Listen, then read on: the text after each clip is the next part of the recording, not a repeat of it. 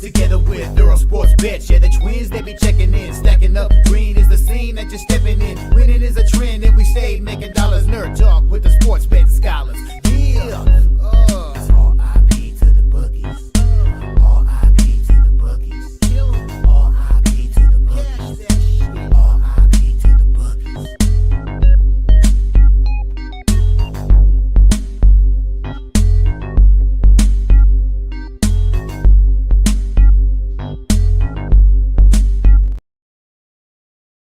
We are live. Welcome back to another edition of the Earle Sports Bet Show. My name is Nicholas Earle. Just me today. We have a big slate to go over. We have a full MLB card.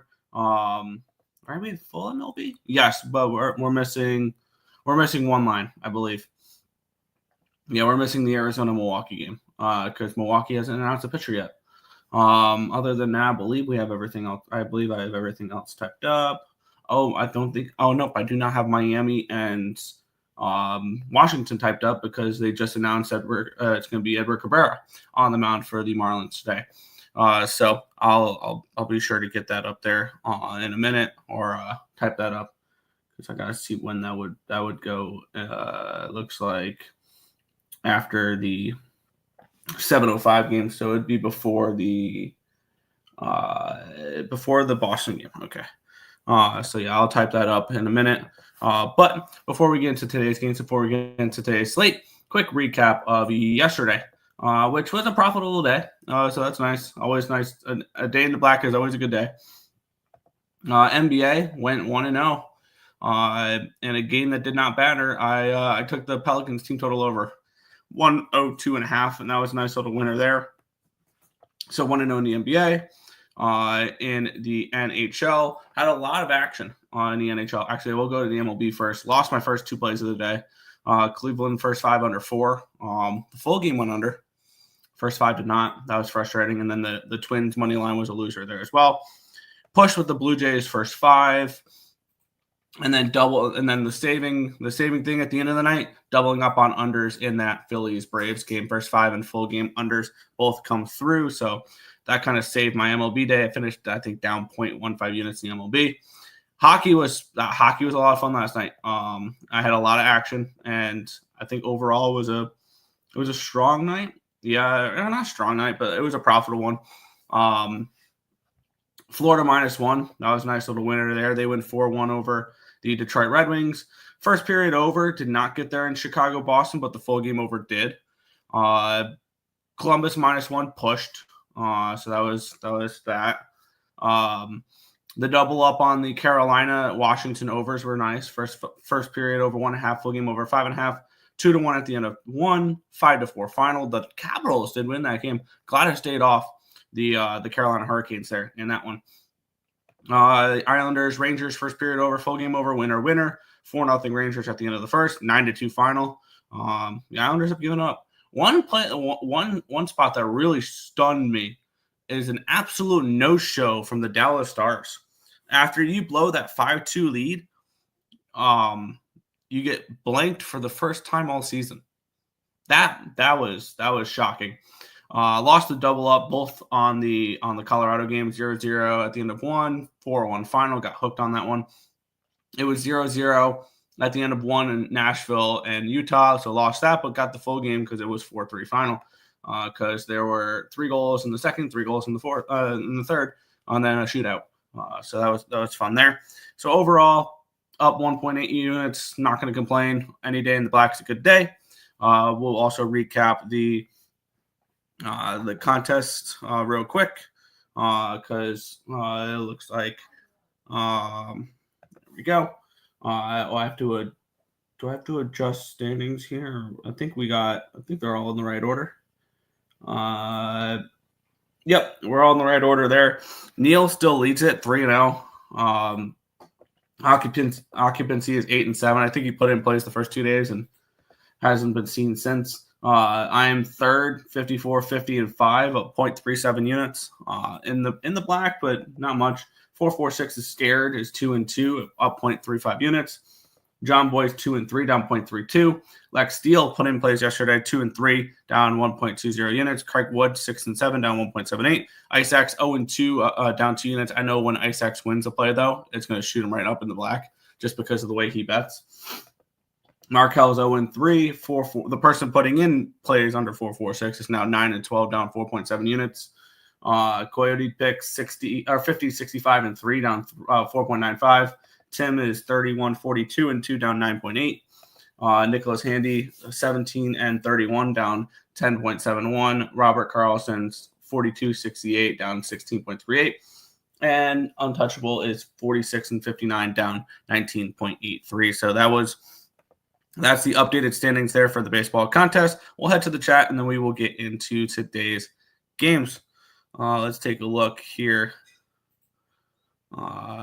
at the chat. This is where you put in the plays, and I will be posting this throughout the show. Up day, hell yeah! Oh, looks like you had some futures there. Indians AL Central winner, love it.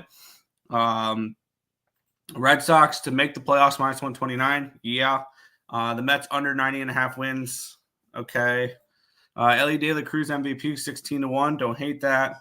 And then Reds over 78.5 wins. Yeah, Diamondbacks over 86.5 wins. There you go. Dodgers under 106.5. Love that. Tigers under as well. I like that. Rockies over 54.5. Nice. Pete Alonso home run leader. Love that. 20-1. I think I got 19-1 on that. I think. I'm not sure. And then A's over 69.5 wins. I don't like that. That's down to 69.5. But yeah, I'm on that as well. Live bet the Pacers plus 2.5. That was a nice win. There you go. 3-1 in the MLB, 1-0 in the NBA. Hell yeah. What's good, Isaacs? And what is good, Stop Geo. So we'll get started here in the MLB with the Kansas City Royals at the Cleveland Guardians. We have the Guardians -130 favorites in this game with a total of 7 in this spot. We have Tanner Bybee taking on Kris Bubic. This one here, line opened up at a 140. It's down to a 128. So we do move towards these Royals. Line opened up at a 7 -115. It's now a 7 at -1. At even money now the 7 is. So it has gone down the total here in this one. Taking a look at the cash flow in this game. Let's have this refresh because it looks like there we go. We have 69% of tickets and 71% of cash coming in on the Guardians. Yet this line's moving towards the Royals, which makes Kansas City appealing in this game. 83% of tickets, 81% of cash on the over in this one here. Taking a look at the weather, the wind is blowing in today, 8 miles an hour. It does get down to 7 at one point. And it looks like we're going to be around 42 degrees for the whole game there. Taking a look at the pitching matchup where we have for the Royals, Kris Bubic, who has looked really strong this year. 2 good performances where he went 6 innings against the Brewers, gave up no earned runs on 3 hits, 2 walks, 8 strikeouts. And then his next game, no earned runs on 4 hits, 1 walk, 8 strikeouts, and 6 2/3 against the Orioles. So he's looked dominant his first 2 starts. And one of them were on the road, one of them were at home. So it's not like they were both at home there. So like to see that he can pitch both at home and on the road. On the flip side, Tanner Bybee struggled in his last start. Didn't look good.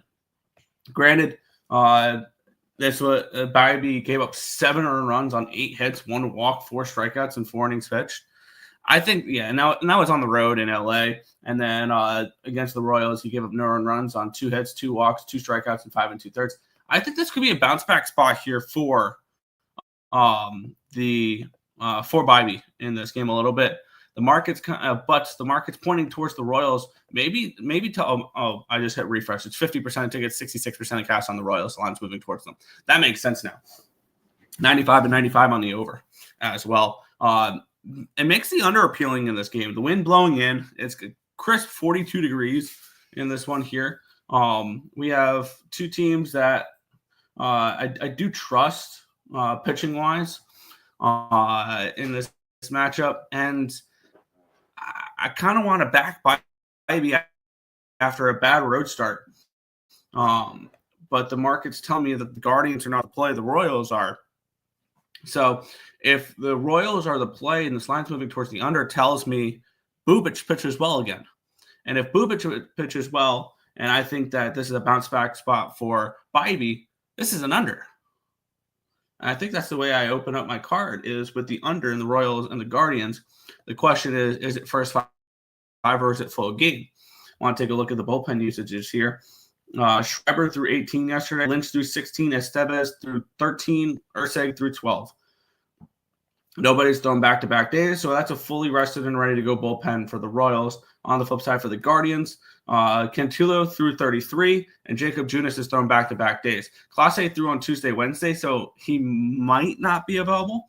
Gladys threw on Tuesday, Wednesday. He's kind of the same. Both of them only threw 32 pitches combined between those two matchups. So I think that there's a good chance that they could be available. I think this is an under. I think that's how I'm going to start my card here, is with Cleveland, Kansas City under on this spot.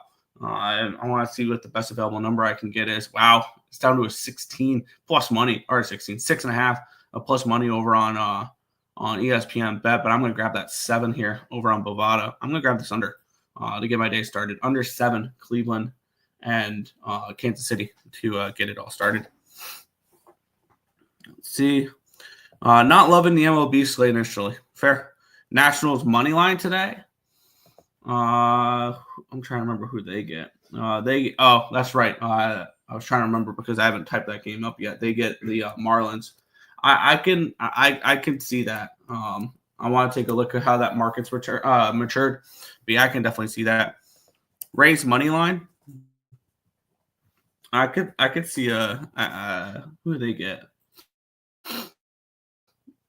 Yes, they play Atlanta. Those two plays that Tim and I had circled last night when they went into that rain delay in Atlanta was the Rays and the Cardinals. Those were the two plays that Tim and I had circled last night a while ago, especially after the rain delay, especially with it being the standalone game. So yeah, the Gardens first 5 3-way draw. I could see that. I think the draws are a good way to go if you like unders. If you like unders, there's a better chance that these will that they can finish as draws for the first 5. So yeah, I definitely don't hate that look for that matchup there. Marlins have lost almost every getaway day. It's a 6 o'clock game. The Marlins game. Am I missing something there? That's not a getaway day. What's good, Markel? Edward Cabrera, not good. Yeah, he's been one of those prospects that we've expected a lot out of for a while and just hasn't materialized. I feel like he was getting as much hype as like Sixto Sanchez was, which I can't believe Sixto Sanchez is no longer in professional baseball after what he was hyped up to be. Hoping for a 1-1 after 5. Yeah, I can see that. What's good, Nicholas Handy? Walk-off home run. What a game. Yes, I was on unders in that game as well, so I was so happy to see that game get walked off like that, so I didn't have to sweat it out for more innings there. So, yeah, I will start with that. I'll start with that game here, or I'll start with the under on my card here, but we'll move on.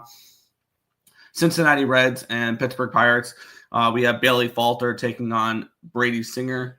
This line opened up 145. It's now 150. Line opened up 8.5 minus 115. It's now 8 and minus 122. So we even moved towards the under here in this game as well.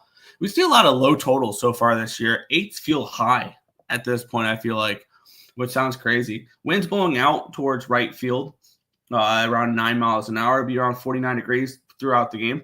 I forgot to go over the cash flow in this game here. We have 90% tickets, 91% cash on the over, which makes sense with all the money coming in, or with the line's moving. No, the line's dropped. Never mind. 77% tickets and 89% cash on the Reds. And I believe the line had moved slightly towards the Reds here. Yeah, and towards Brady Singer.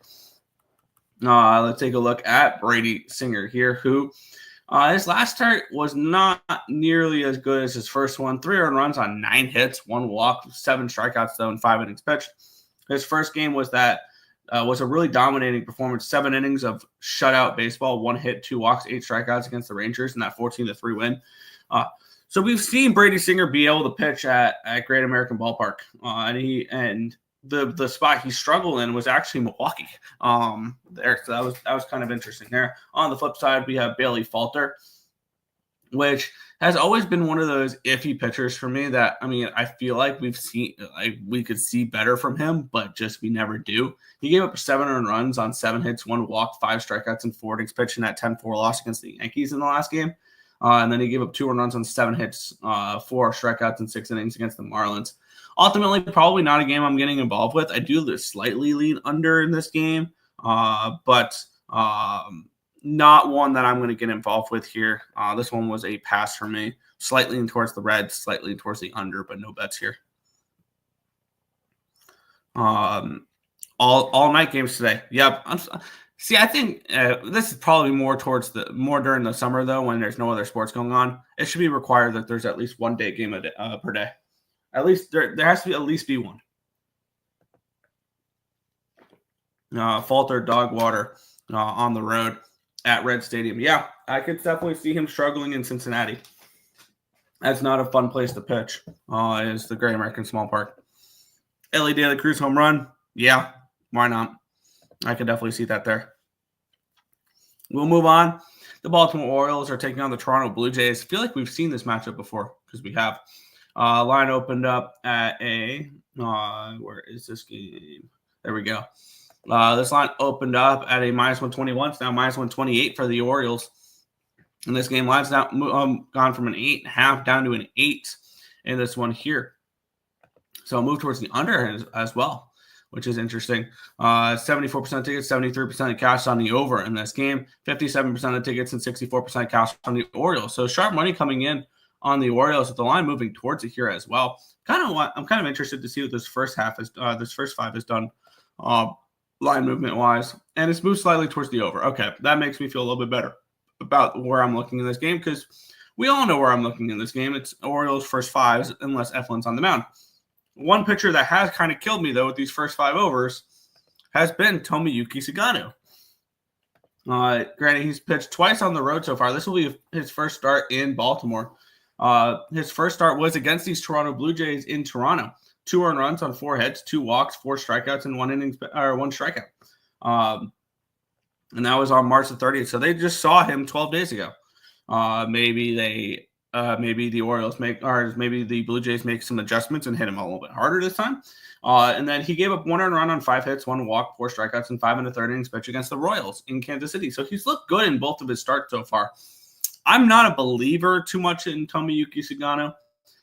Bowden Francis, on the other hand, he's been solid this year. Back-to-back games of only 2 earned runs. He went 5 1/3 against the Mets, giving up 2 walks, 6 hits, and 6 strikeouts.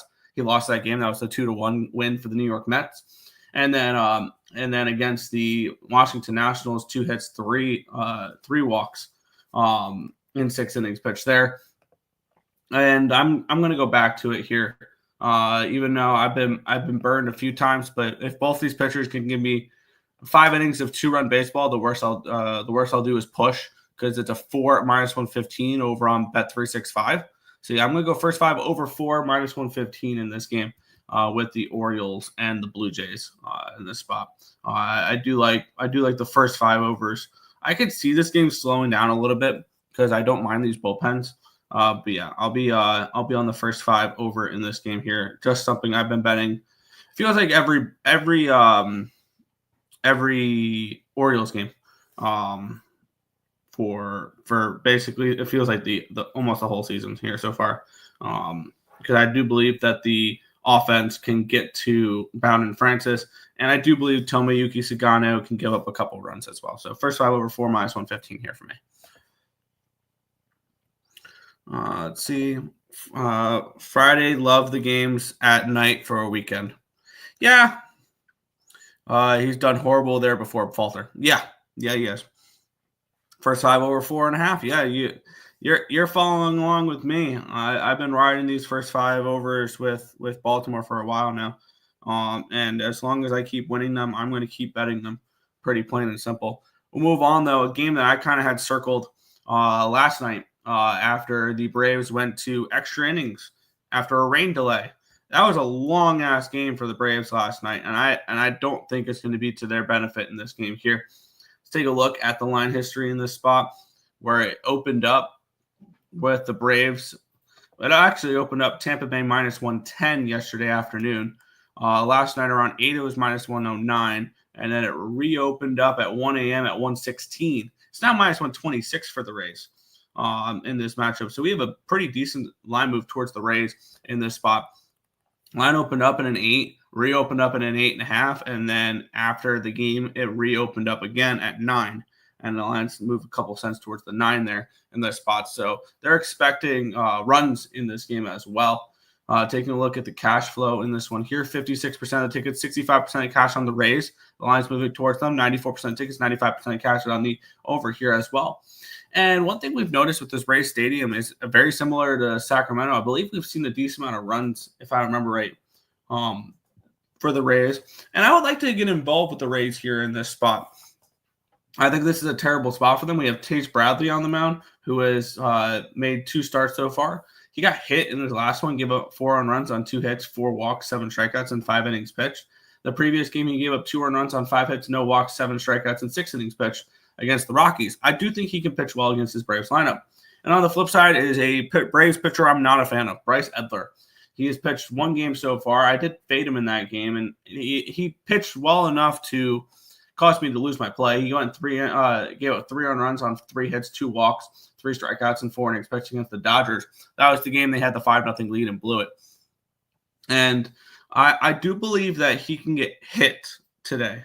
And the question is, how do we back this Tampa Bay team? Because I want to fade the Braves situationally, and I'd like to fade Bryce Edler. So is this first 5 in full game? Is this full game and team total over? I'm probably going to double down on the Rays as well. The Braves went through some bullpen last night. Raisel Iglesias has thrown 3 games in a row. He won't be available for this game. Dylan Lee's thrown 2 the last 3. He did not throw last night, though. Hernandez threw 2 out of 3, did not throw last night. Bummer has thrown back-to-back days. De Los Santos has thrown 2 of the last 3. Suarez threw 25 last night. This bullpen for the Braves is shredded. So, yes, it would be Rays full game. Yesterday for the Rays, Englert threw 36, Biggie threw 19, Clevenger threw 11. So they just let Englert kind of take up the bulk there a little bit. And I do think that they can get to Edler in this one. And we've seen a line move towards the over in this one here and a line move towards the Rays. So why not raise some type of way and team total over? And with this line moving towards the over, suggests to me that there is what do you call it? Why can't I think of the word? Volatility in this game. So maybe this is Rays -1 for a score and the team total over as well. -125 and +160. +116. Is that enough of a score for me to want to take a -1 line? Or do I just take the -125 money line? I think I'm just going to go for the money line in this game, in this spot. And then I'm going to go team total over as well. That'll be my way of going for a score, is doubling down on them rather than taking the -1 line. So Rays money line, -125, and Rays team total over 4.5 will both be on my card here today. I think this is a Rays smash spot in this one. Let's see. I am. You are what? What's your thoughts on over 53.5 wins? It's the number now. What's your thoughts? I think that's exactly the same I got. I think I got 52.5, but yeah, I still like it. I think they are a 60-win team. I said that preseason.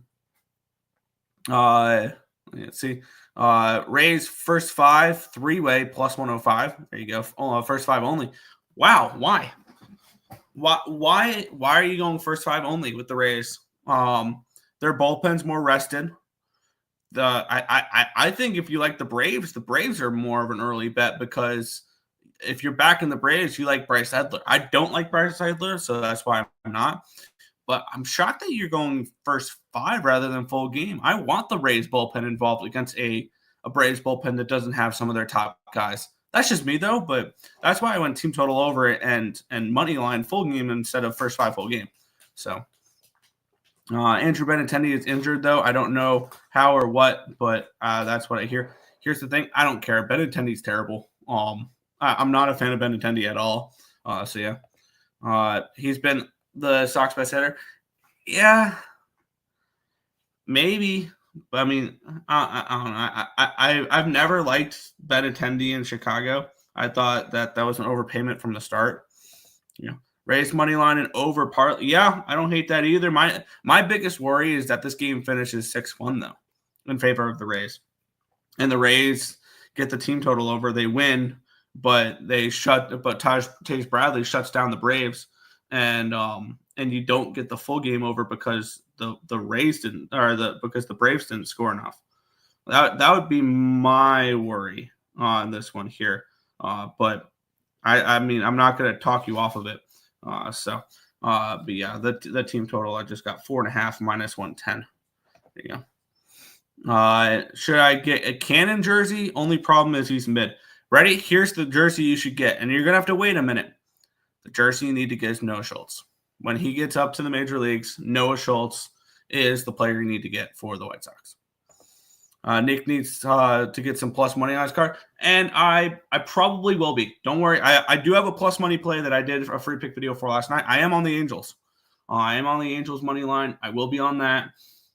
But I'm trying to think. There will be other spots. Trust me. You know I love my dogs.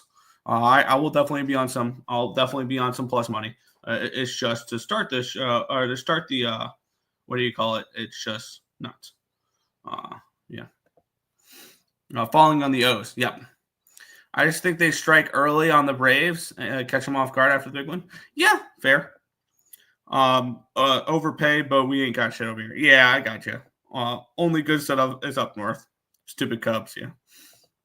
I said Cannon because it's okay. Yeah. No, that makes more sense now. I thought you were talking about just actual players. But yeah, that actually makes a lot more sense. Rays run line, yeah. If you want to go for a score, absolutely. You can get plus 160 for the run line on Bet365.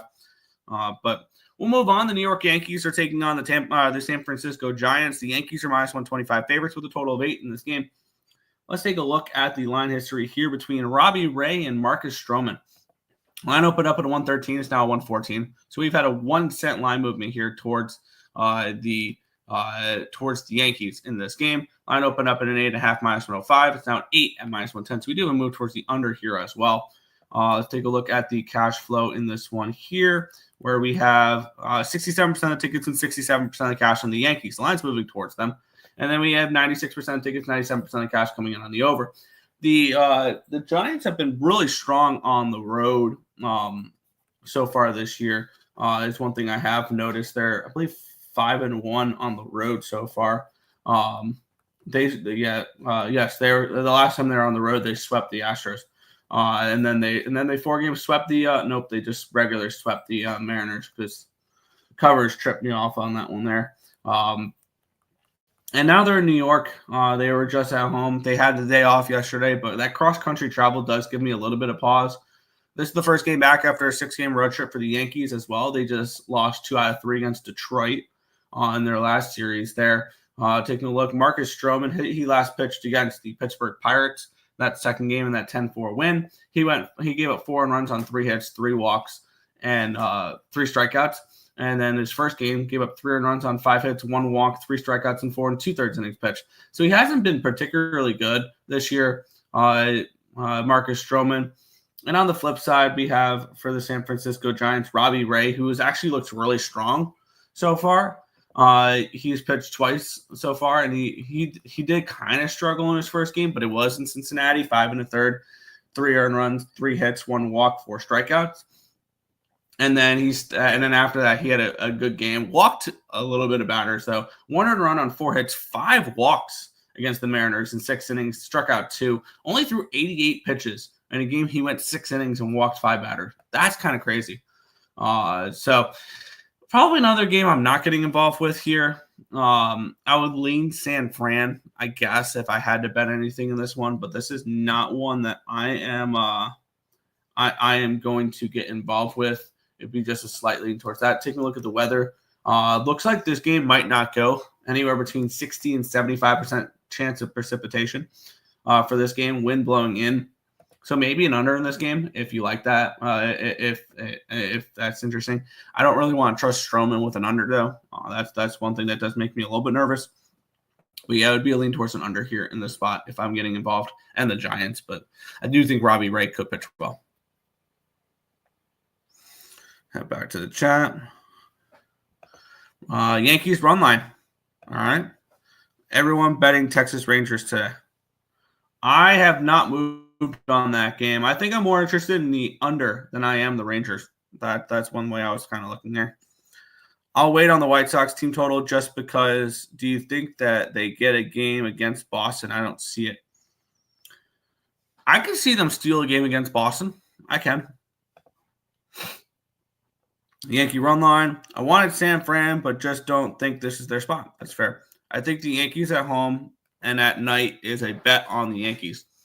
And that's fair. And definitely if you want to bet the Yankees, I definitely don't hate the run line route because I could see that game a little. I mean, I like the under a little bit, so maybe a little bit less volatility there, but we'll move on. We have the Chicago White Sox taking on the Boston Red Sox. Here's your lock of the day. The Sox are winning this game. I promise you the Sox are winning this game. Taking a look at the line history in this one, we have Martin taking on Newcomb. Line open up at a 160. It's down to a 154. So we do have a move towards the White Sox in this game. Line opened up at an 8.5 at even money. It's now down to an 8. So we move towards the under here as well. I kind of think the White Sox might be the look in this game. We have 89% tickets, 97% of cash on the Red Sox. Yet this line's moving towards Chicago. 97 and 99 on the over in this one as well, and the line dropping. So the market's kind of suggesting that Martin pitches well in this game here, which is interesting. In his last start against the Detroit Tigers, he gave up 7 earned runs on 9 hits, 2 walks, and 5 innings pitched, 2 strikeouts, which was definitely definitely not the start he wanted after his first game. He went 6 innings, gave up 2 runs, none of them earned, 4 hits, 2 walks, and 2 strikeouts. Doesn't strike out many batters. That's one thing here with Martin. On the other side, Newcomb is not a pitcher I'm a huge fan of. In his last game, though, he did pitch well. 4 2/3, 1 earned run on 6 hits, 3 walks, 5 strikeouts. But he gave up 4 earned runs on 8 hits, 2 walks, 4 strikeouts, and 4 innings pitched against the Orioles in his first game of the year.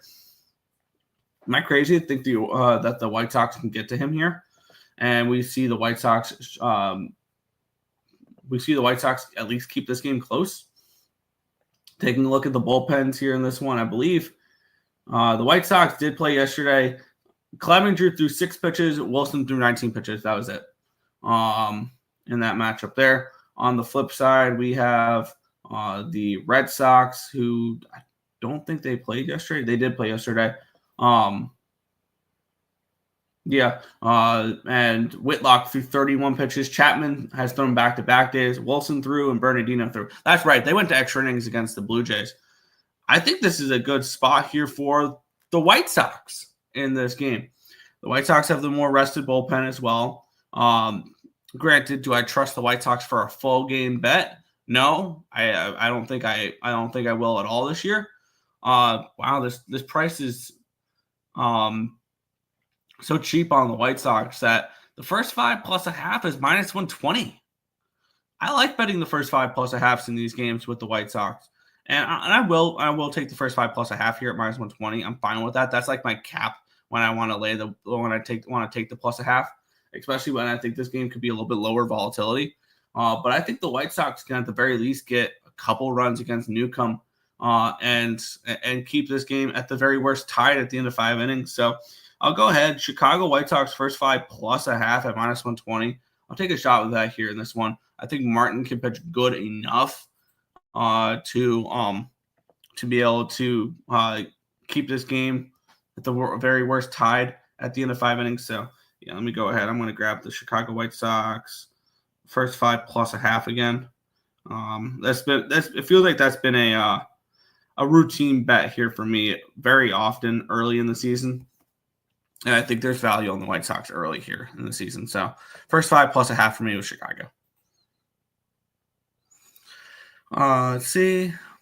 I did want to take the Texas Rangers, Randy. Okay, gotcha. Duke Nukem. Oh, yeah. Sean Newcomb, yeah. Ghost.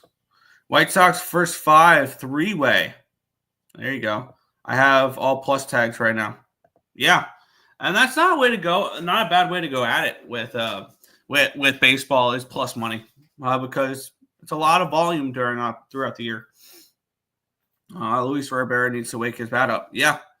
And I was kind of tempted on just taking the first 5 money line, but it is what it is. We'll move on. A game that I actually moved on pre-show. We have the Houston Astros taking on the LA Angels on this game. Did a free pick video for it last night. We have Jack Kohanowitz taking on Ronald Blanco. I moved on the Angels last night at plus 130. I want to see if it's moved my way here. Line opened up at a 145. It's still at 145. I think it was like 139 when I bet it last night. It is what it is. Line opened up 8.5 minus 120. So 8.5 minus 122. So a slight move towards the over here as well. 95% tickets, 97% cash on the over. 51 and 58 on the Angels in this one here. Kohanowitz is one of those guys where I'm high on Kohanowitz a little bit. I think that he is somebody. He's only 24 years old, but he's somebody we have to keep an eye on because in his first 2 starts, he's been okay. Went up against Cleveland, gave up 2 earned runs on 4 hits, 2 walks, 4 strikeouts in 5 innings pitched. And then against the White Sox, 2 earned runs on 4 hits, no walks, 4 strikeouts in 6 innings pitched. Now, granted, the Astros are probably the best team he's played so far, but I think he'll be able to pitch pretty well here. Now, Ronaldo Blanco, this is a pitcher that I have him circled for negative regression this year. I think he overachieved last year with his 2.8 ERA. Just looking at his advanced metrics, I don't think he's going to pitch that this year, and we've already seen it so far. He's pitching to a 9.45 ERA. Granted, less than 7 innings pitched, but he's not looked good at all. He went 5 innings against the Giants, gave up 3 earned runs on 3 hits, 3 walks, and 6 strikeouts. Followed that up with the game against the Twins, where he was booted out of that game early, only an inning and 2/3, 4 earned runs on 5 hits and 3 walks, 3 strikeouts. And I took the Angels here at plus 130 in this game. I like this Angels bullpen as well a little bit, especially knowing that Ryan Johnson was the only one that came out of the pen yesterday because Jose Soriano was a beast and went 7 2/3 innings pitched yesterday. He was awesome. So it's a fresh, ready-to-go bullpen. Detmers will be available. Burke will be available. Jansen will be available. Zeverhan will be available. Joyce will be available. It's a fresh, ready-to-go bullpen. On the other side, the Astros absolutely are the same thing as well. They didn't play yesterday. So they have a fresh, ready-to-go bullpen as well.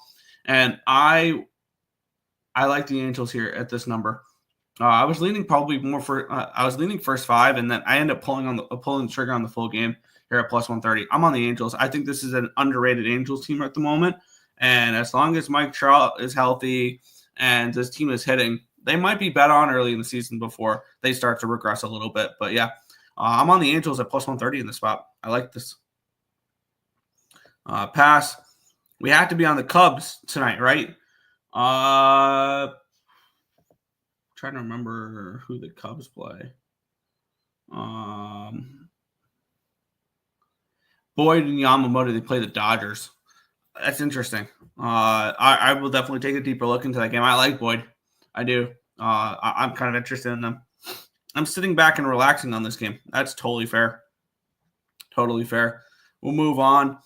I forgot to type in that one game. Give me 2 seconds. Let me type in this one game that we have to go over that I have not gone over yet, which is the Nationals game, because I was supposed to do that before the Red Sox game, and I did not. There we go. Let me scoot this all the way up to here. Perfect. The Washington Nationals are taking on the Miami Marlins. The Marlins pick 'em total of 8 in this game. Take a look at the line history in this one here. Where it opened up minus 120 for the Nationals, it's now minus 105. So we have a decent move towards the Marlins in this game here. Only opened up 31 minutes ago, and the line's moved 15 cents. And then line opened up at an 8, stayed in an 8. Let's take a look at the cash flow, which I'm not assuming there is much. Let's see. It's not terrible. It's 74% of tickets, 78% cash on the Nationals, and this line's moving towards the Marlins. How are we not on the Marlins in this game? 80% of tickets, 83% of cash is on the over here as well. The line's not moving too much there. Very, very early on this market, though. So that's one thing to keep in mind. Let's take a look at the pitching matchup here. We have, it was supposed to be Mitchell Parker, and it's not. No, it was supposed to be Cal Quantrill, and it's not. It is Mitchell Parker still, right?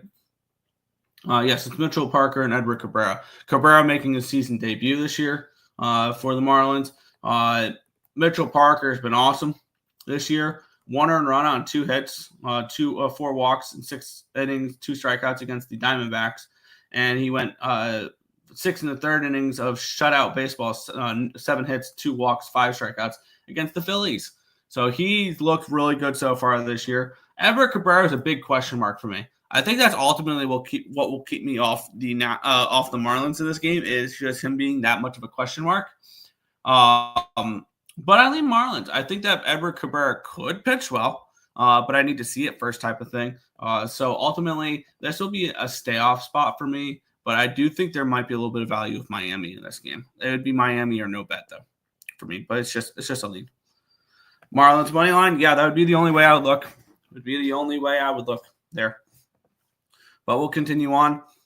Detroit Tigers, Minnesota Twins, -115 for the Twins, total of 8 in this game. I think I managed to bet that Twins-Royals series as bad as you could. I took the Twins to 2 games they lost.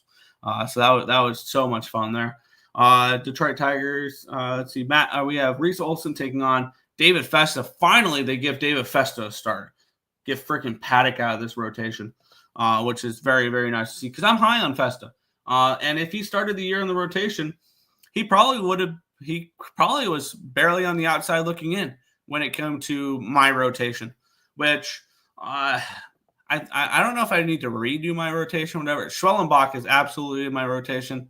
I don't know about Nick Martinez this year. I still like Nick Martinez, but I don't know if he's rotation worthy. Same with Gavin Williams. That one hurts to say, but he pitched good yesterday, but I have a feeling Jack Kohanowitz is part of my rotation, and maybe David Festa is. Line opened up 105 for Minnesota. It's now 117. And the line opened up at 80 even money. It's still at 80 even money. Taking a look at the cash flow in this game, where we have, the public is all over Detroit. 75% of tickets, 87% of cash on the Tigers. I got to bet the Twins in this game. The question is it first 5 or is it full game? The Twins played yesterday. The Tigers did not. So the Tigers are going to have the full, fresh, ready-to-go bullpen on this one here. And for the Twins, Griffin Jackson's thrown 2 of the last 3 games. Does he throw 3 games in 4 nights? Maybe. Louis Varland threw 18. Cole Sands threw 24. Do I want to cut this? Do I want to cut this game down to just David Festa versus Reese Olson, which I like Reese Olson too. Don't get me wrong, but I think David Festa pitches well today and cements himself as a viable rotation piece here. I think that this is Twins, and I think this could be Twins early in this game. -110 over on Bet365 for the first 5 money line in this one here. I want David Festa. Let me take a look what the first 5 has done real quick, money line wise, because I want to see if this has moved towards Festa at all. I don't expect it to because the public is all over Detroit. And it has moved slightly towards Detroit first 5, but I'm not shocked there. I am going to move on it, though. First 5, money line, -110 over on Bet365. Sign me up for a little David Festa action in this one with the Minnesota Twins. Early, first 5, money line in this one. Take a look at the chat. ESPN saying Cal pitching, but Sportsbook saying Cabrera. I trust the Sportsbook. Yep. Twins money line. Yep. These MLB games are atrocious. Yeah. I love this card today. Full game. Yes. Full game for you. Yeah. I'm going for first 5. Because the Tigers do have a fresh, ready to go bullpen. Yeah. It's a pick 'em for the Nationals now, -110. Yeah. Tigers going to start losing. I do agree. I do agree that the Tigers, there will be value fading the Tigers team going forward. FanDuel with a 30% any and bet NBA boost, 50% on any MLB bet boost as well. you like anything boosted in the MLB, the Tampa Bay Rays. That would be my one spot that I would say, yeah, the Tampa Bay Rays are where I would use a boost today. I think the Rays might be the best bet on the baseball board today. That would be my lead. Indians taking the AL Central, they own it. Yes, I'm on the same thing there. I got 3-1 on them there. So yeah, I'm very much in favor of that. Let's talk about the other team that played a late night extra inning games after a rain delay yesterday, the Philadelphia Phillies. This line opened up in the afternoon yesterday, -138 for the Phillies. It reopened up last night at -125. It's now all the way down to a -109. So we have a big move towards the St. Louis Cardinals. Line opened up at an 8, -110. It's now 7.5, -115. And we have 70% tickets, 72% cash on the Phillies. The line's plummeting. And then we have 90% tickets, 93% of cash on the over. I'm going to be on the Cardinals in this game. It's just, how do we bet the Cardinals is the question. And maybe this is different than, different than the Braves game with doubling up on the Rays full game and money line. The Cardinals did not play yesterday, I believe, if I remember right. But the Cardinals did play a 13-inning game on Wednesday. But it looks like their bullpen is getting a little bit more fresh and ready to go. And with everybody having a day off, that's beneficial. The Phillies last night, I believe they used a decent amount of bullpen. Let's see. Banks threw 14, Strom threw 20, Hernandez threw 16, Romero threw 12. They played, yeah. So they didn't use too much bullpen. Ross threw 6. He won't be available. He's throwing back-to-back days. So most likely he won't be good to go. I think this is a first 5 full game double up on the Cardinals here on this one. It's not going to be first 5 and team total over like the Rays game, because I see this game potentially being a little bit more lower scoring and a little bit less variance. So that's kind of the way I'm leaning there. So the first 5 is +110 over on Bet365 for the Cardinals. The full game, though, is interesting there. Only even money over on Fanatics, where I'm going to go ahead and lock them in there. So first 5 +110, full game, even money. So definitely interesting to see them a little bit more favored to win the full game than the first 5. But yeah, I'm going to be on the Cardinals here as a double up spot. So yeah, St. Louis first 5 in full game for me. I boosted the Marlins to +145. All right, pass. I feel like this is a very similar situation to the Rays game. I absolutely do. But we'll continue on. Colorado Rockies taking on the San Diego Padres. The Padres 2-1 favorites in this game. Total is 7. Let's take a look at the line history here between San Diego and Colorado. Line opened up at a 220. It's down to a 200. So we do have a move towards these Rockies in this game. Line opened up 7.5, -120. It's now 7 at -120. So we do have a move towards the under here as well. Expecting German Marquez and Nick Pivetta to pitch well in this one here. Taking a look at what Pivetta has done recently. He kind of struggled in his last game. He only went 3 innings, gave up 3 runs on 6 hits, 3 walks, 4 strikeouts, but he looked dominant in that game against the Braves at home. No runs on 1 hit, no walks, 4 strikeouts, and 7 innings pitched. Now, the question is this just he pitches better at home, or is this just way too small of a sample size to decide? I'm leaning more towards the latter there. German Marquez so far this year. I accidentally clicked on the Rockies and not Marquez. We have Marquez has been pretty okay so far. He struggled in his last start. Granted, that was in Coors Field. 3 runs on 5 hits, 6 walks, 3 strikeouts, and 5 innings pitched. He was dominant in Philadelphia, going 6 shutout innings, only giving up 4 hits and striking out 4. No walks, which is very nice to see there. So I can see Marquez pitching well in this game. I kind of do lean under the total in this spot. In this one, we have 93% tickets, 92% cash on the Padres. The line's dropping. Tells me that Marquez pitches well in this game. And is this a spot where we look at maybe a Rockies first 5 +0.5 with it being a low total? Because I do not trust that Rocky bullpen one bit. So what is this first 5 plus a half? It is even money over on Bovada. Do I dare take this first 5 plus a half? Thinking that this game could be a little bit of a lower scoring game.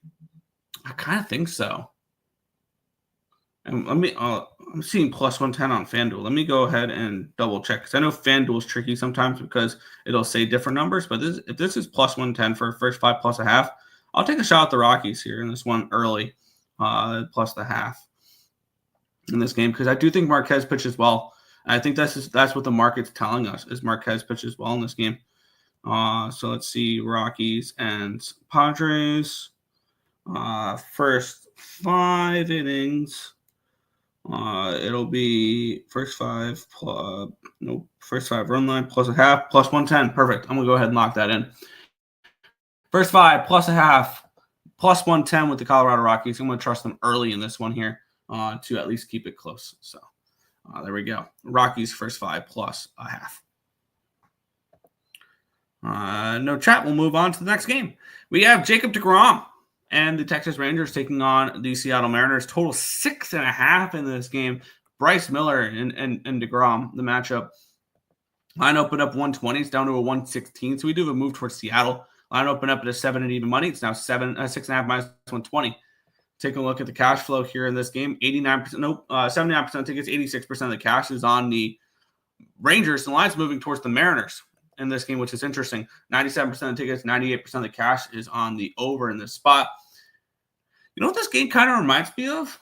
Back a couple of days ago when we turned around, when we bet the St. Louis Cardinals at plus 115 against Paul Skeens and the Pirates, because they had Gray on the other side of the mound, which was a respectable pitcher. They were a dog at home because there was a stud on the opposite side of the mound in a low variance game.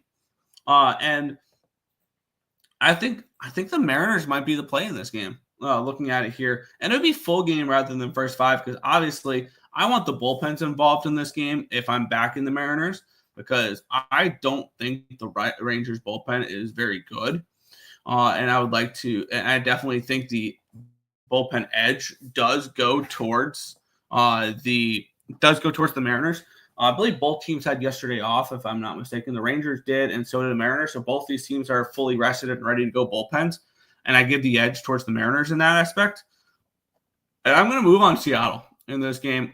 I know a lot of people are going to see deGrom and be like, got to go bet the Rangers because deGrom's on the mound. It wouldn't shock me to see deGrom leading 1-0 at the end of 5 innings, and then this game finishes 2-1, 3-1 Mariners. So I'm gonna go ahead and grab the Mariners here in this spot, plus 105 over on ESPN Bet in this game. This feels very similar to when we backed the Cardinals against Paul Skeens, an in-division game with a stud on the mound on the road as a slight favorite and I think that's I think this is a spot where deGrom has looked a little human. I think that this is a game that we could see deGrom not struggle, because I'm not looking at that team total over with Seattle, which could be interesting because that's probably 2.5. And if they get a run against deGrom, I feel good about an over 2.5. Granted, it's minus 150 for the 2.5 team total. I'm not interested in the over, but I am interested in the Mariners here, and I'm going to be on the Mariners here, plus 105 over on ESPN Bet. Mariners, yeah. Mariners in the over. The over gives me pause a little bit, because I do think both these pitchers can pitch well. But I could see this be one of those where if you like the over, it's a full game. If you like the under, it's the first 5. Because if you like the over, I need the Rangers bullpen involved with it there. So I could see that. I would stay off totals and say under, lean under. I lean first 5 under, or maybe first 3 under. Could be a look there as well. Yeah. If this is the same as Pitt St. Louis, then over would be the play too. You're not wrong. You're not wrong there. And I won't talk you off the over. I won't. In this game, I could see that. I could see the question is, you're just asking the Mariners to score runs, which could be scary at times. But yeah, I think the better bet on this game is the Mariners, obviously, but I won't talk you off of it there. We'll move on. The New York Mets are taking on the Oakland Athletics. Mets minus 125, total of 10 in this game. Very, very high total for a Mets game here in this one. And I get it. I'm well aware. It's Sacramento. We see runs all the time there. This line opened up with the Mets as minus 140 favorites, down to a 128. Line opened up in an 8.5, got up to a 9, to a 9.5, to a 10. So a big move towards this over. Pretty big move towards this over. Maybe this is where we stick our flag in the ground and say this line's moved too far, and we take it under 10 on this game here. Griffin Canning, the GOAT, taking on JP Sears, the ace-off that we didn't think we needed, but we wanted, or didn't think we wanted, but we needed. 82% of tickets, 89% of cash on the Mets in this game. 87% of tickets and 89% of cash on the over. Both these teams are rested. Neither of them played yesterday, so we have full rested, ready to go bullpens. I lean Athletics in this game if I have to bet a side in this one, with the market moving towards them, with the money coming in on the Mets. And here's the thing. I would have 100% been on the Oakland Athletics in this game without a shadow of a doubt if the Mets finished off the sweep against the Marlins, because they would have won all 7 games on the homestand. They would have been riding, no, it would have been all 6 games on the homestand. All 6 games on the homestand, riding high on a 7-game winning streak, traveling across the country for a road game. And that would have been a beautiful fade spot on the Mets. Absolutely beautiful fade spot. That being said, I don't think I'm involved in this game. If I am, I'm going to go ahead and I'd grab the under in this game at 10. Griffin Canning has turned things around. It's kind of been interesting to see what Griffin Canning has done this year. Granted, he's only thrown 9 2/3 innings pitch, 2 earned runs on 4 hits, 2 walks, and 4 strikeouts against the Astros, and then 1 earned run on 4 hits, 3 walks, 6 strikeouts, and 4 innings against the Blue Jays. This is a spot here that I would lean towards an under in this game if I had to bet anything in this spot. And this feels like Oakland or no bet. And maybe this is an Oakland play. Maybe this is Oakland first 5, though, rather than full game, because I definitely do think the Mets have a massive pitching bullpen advantage over the Athletics, because other than Leclerc and Mason Miller, I'm not overly worried about this bullpen here for the Athletics. And the Mets heading into this game, Diaz did throw 30 pitches on Wednesday, but he should be available after the day off. Everybody had the day off yesterday, so Rosban, Diaz, Kranick, Young, Stanek, Garrett, Minter, Buto should all be available here. I wouldn't be surprised if we see 5 innings from Griffin Canning, 2 from Buto, and then it goes Minter, Diaz. If the game goes 100% right for the Mets. If you like the Oakland Athletics, I think this is first 5 or nothing in this game. And what is this number for the first 5 money line for the Athletics? I think that's the way to go. So line's actually moved towards the Mets first 5. It opened up 125. It's now minus 130 for the Mets in the first 5 innings. I'm going to stay off this game. It's under or no bet here for me at this line, but no play. Let's see. I'm never betting a Seattle over. I lean under also. Fair. I want the A's, but I'm good. Same. I'm not going to pull the trigger on the A's. Cubs money line. All right. Guardians first 5 3-way draw. Ellie De La Cruz home run. First 5 over. Okay, there's all your plays there. I like it. All plus tags. Love it. Love it. Love it. I like my card today. This could be a big day or a midday. Yeah, I feel like it's tough to have a truly measurable day with a lot of plus price tags unless everything loses. I'm out. Good luck. Good luck. Last game on the MLB card before we get into just a glorious 15-game NBA card. Yes, I know a lot of games don't matter, but I bet a game that didn't matter yesterday and it won. So there is value on some of these games that do not matter. But we'll move into this one here. The Chicago Cubs taking on the LA Dodgers. Minus 200 for the Dodgers. Back at home now. After really struggling on that road trip. They lose 2 out of 3 against Philly. They almost get swept against the Nationals. That was really concerning. Granted, you look at the pitchers on that road trip. Yamamoto. Yeah, I like Yamamoto. Sasaki, Glasnow through 2 innings. Dustin May, Justin Robleski, Landon Knack. Where's this rotation that we were so excited about with the Dodgers? It's not there. For the Cubs, They have Matthew Boyd on the mound, who has looked really solid to start the year. He went 5 innings in his first start against the Diamondbacks, gave up no earned runs on 4 hits, 3 walks, 5 strikeouts. And then he followed that up with no earned runs on 5 hits, 1 walk, 5 strikeouts, and 6 innings against the Padres. And on the flip side, we have Yoshinobu Yamamoto, who did face this Cubs team in Japan. And in Japan, they did not see Matthew Boyd. So he's made 3 starts now. He went 5 innings of 1-run baseball against the Cubs, followed that up with 2 earned runs on 5 hits, 2 walks, 10 strikeouts in 5 innings against the Tigers, and then no earned runs on 3 hits, 3 walks, 5 strikeouts, and 6 innings pitched against the Phillies. So Yamamoto's looked good as well. I like this. I think I like this spot, though, for the Cubs early. And I have a feeling one of my guys in my rotation, I feel I'm going to have a freaking 10-man rotation at this point because I like the 5 I have, and I want to find a spot for Jack Kohanowitz. I want to find a spot for David Festa. I want to find a spot for Matthew Boyd. There's a few guys I really want to find spots for in my rotation. And Matthew Boyd's one of them. Line opened up at a 185. It's now still 185. Line opened up at an 8 minus 110. It's 7.5 minus 125. So move towards the under here as well. 87% of tickets, 81% cash on the Dodgers. Line's not moving at all. 96% tickets, 95% of cash on the over. Line moving towards the under. I lean under in this game. If I am betting the total, I'm kind of leaning towards another first 5 plus a half with the Cubs here in this one.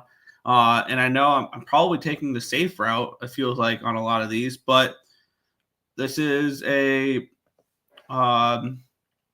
another game where if I'm looking at a first 5 and I'm looking at first 5 and I'm looking at an under potentially in that game, I like getting the half a run because I see low variance. So I think low variance equals better opportunity to get a plus a half rather than pushing the first 5. And actually on Bovada, they're giving me +1 in the first 5 innings at minus 120. I'm going to take that. I'm going to take a first 5 +1 in the first 5 innings here with the Chicago Cubs at minus 120 in this game. So if they lose the first 5 by 1, I'm pushing. I'm not losing. So I like that spot there. So yeah, first 5 +1 here for the Cubs here for me to close out my card in this one. Dodgers 9-game win streak. Then they very well could win the game. I'm just asking the Cubs to keep it tied in the first 5 innings. That's it. We will now make the transition though into the NBA. These are going to be quick breakdowns on a lot of these games. I just want to see how some of these markets are moving and see if maybe there's any type of motivation on some of these spots and things along those lines. We have the Indiana Pacers taking on the Orlando Magic. 7.5 point favorites are the Pacers, total 216 in this game. I'm getting up ESPN just to see what the standings look like. Because that's important for this massive 15-game card. I feel like this big card on the NBA season. There may be one more on the last day of the regular season or something along those lines. But I feel like basically everybody's playing today, right? I believe there's 30 teams in the NBA, if I'm not mistaken. So I believe everybody's playing today. So big game in the NBA, or big day in the NBA. The Pacers are currently in the 4 seed, and they can still catch the New York Knicks. They are 1 game behind the New York Knicks for the 3 seed in the Eastern Conference. And I believe, do they get the Knicks in that? No, they get the Cleveland Cavaliers one more time. But all of a sudden, this is very realistic that the Pacers can get this 3 seed potentially. And is that something that the Pacers would try for? I think so. It avoids you playing the Cavaliers in the second round. It would set up for you to play Boston in the second round, and it would set up for you to play Detroit in the first round, an inexperienced team rather than Giannis and company. On the flip side, the Orlando Magic have been playing well as of late. They've won 4 in a row. This is the second half of a back-to-back. It's a 3rd game in 4 nights for them, though, so maybe a little bit of tired legs. This is a back-to-back, though, for the Pacers, who just beat the Cavaliers last night. squeaked out a win. They did not cover as 10-point favorites in that game. And this is second half of a back-to-back and a third game in 4 nights for them as well. Oh, it's not the second half of a back-to-back for the Magic. They played on the 9th, not the 10th. This is Indiana or no bet, though, because they just have more to play for. This line opened up at a 7. It's now up to a 9.5, though. So if you want to back them, that tells me that the Pacers are probably worth backing here with this line moving as much as it has. Question is, has it moved too much? Line opened up 224. It's down to a 214.5. Tells me somebody's sitting out on this game for the Magic.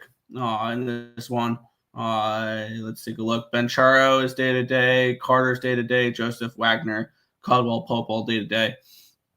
So this tells me that they're probably punting this game, and maybe this isn't too late on the Pacers to back them here at -9, -8.5, -9 range. I want to take a look what the best available number is, where you can get. There's no way that at 7. There's no way that's a 7.5 still on Bovada. That's just not true. If it's a 7.5 of Bovada and they're just hanging it out there, I'm going to go ahead and grab that. That's ridiculous. If it's still 7.5 there, no, it's a 9. Okay, BetStamp got that wrong. So even at 9, that's the best available number. The question is, has this line moved too far to where we don't want to bet the Pacers? Because it did open up at a 7. But this the Pacers have something to play for. Who do the Knicks have tonight? I want to take a look real quick. The Knicks play Cleveland, and the Knicks are 7-point favorites. So that's kind of and then looks like, is there no games tomorrow? And then the rest of the season's on Sunday? Wow. I like that, actually. Yeah. So for me, this would be Indiana or no bet if I'm looking at this one here. And I'm actually contemplating putting up the Pacers on this spot, -9, -110. I'm going to pull the trigger on it. Teams of motivation, I'm going to find ways to back them here. And yes, I'm probably paying a little bit of a premium on the Pacers here in this spot. -9, -110 over on Bovada.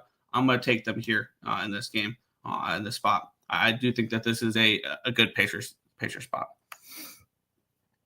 No NBA tomorrow. Cool. Awesome. Love that. Because I know there's probably a big NHL card. We'll move on to the Atlanta Hawks are taking on the Philadelphia 76ers. 11-point favorites are the Hawks, total of 240 in this game. Looking for motivation, the Hawks are currently a game up on the Bulls for that 9 seed. I don't know how tiebreakers work. So if people in the chat want to help me out with tiebreakers, if the Bulls and the Hawks finish with the same record, do the Hawks get the 9 seed or the 8 seed? Is one thing I would like to know, to where if this matters. With these teams having 1 game each left, Philadelphia has been long out. It's a beautiful thing. And taking a look at the line history in this one, it opened up at a 9.5. It's up to an 11. So we do have a move towards the Pacers or towards the Hawks. Line opened up at a 240. It's still 240. I think the Hawks might be the play in this game here in this spot. The only question is, do we want to trust them to lay 11? And the answer is no, I don't. I don't want to trust them to lay 11 on the road here, but they probably do win and cover. 72% tickets, 76% of the cash is on them. And then we have, for the early game, by the way, the first game, 47% tickets, 57% of cash on the Pacers. Love that. So I think this is Hawks or no bet, but this will end up being no bet here for me. Just a small lead toward the Hawks. Pass, can't trust the Hawks. Yeah, especially at the 11 number. I definitely understand that. For sure. We'll move on. We have the Bucks and the Pistons. This is another one that I need to know a little bit more about. Can the Pistons get the 5 seed if they win the last 2 games against the Bucks? Because they get the Bucks today and they get the Bucks on Sunday. Granted, the Bucks have won 10 straight matchups against the Detroit Pistons. So I'm assuming if Detroit wins the last 2 games against the Bucks, they'll have the same record, and they would split the season series because you play them 4 times, I believe, because the last games these 2 teams have played were on November 13th and December 3rd. So they would split the season series. They'd have the same record.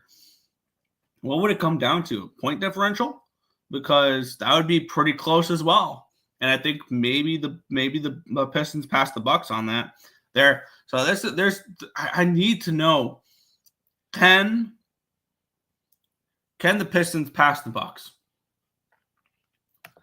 And if they can, I want the Pistons both games against the Bucks. This is the way I would like to approach this. So line open up at a 5.5. It's now a 6.5. We do have a move towards the Pistons in this game. Line open up 226.5. It's now 231. So we do have a move towards the over here as well. And we have 65% of tickets and 64% of cash in the Bucks. The line's moving towards the Pistons.